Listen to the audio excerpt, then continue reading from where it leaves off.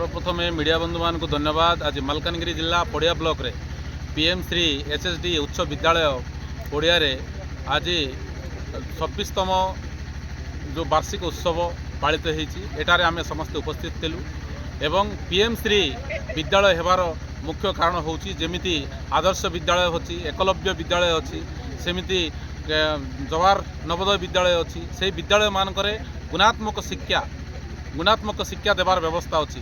PM Shri रे से गुणात्मक शिक्षा से शिक्षा द्वारा पिला से लुखायित जो प्रतिभा रही जो खेल कूद नाच गीत माध्यम से आग को जापारे यही शिक्षा पिला दिहब से व्यावसायिक क्षेत्र में आग को जापारे यही उद्देश्य रे प्रधानमंत्री लक्ष्य यही लक्ष्य को नहीं समस्त स्कूल रे आज पीएम श्री परिवार व्यवस्था करा देश में।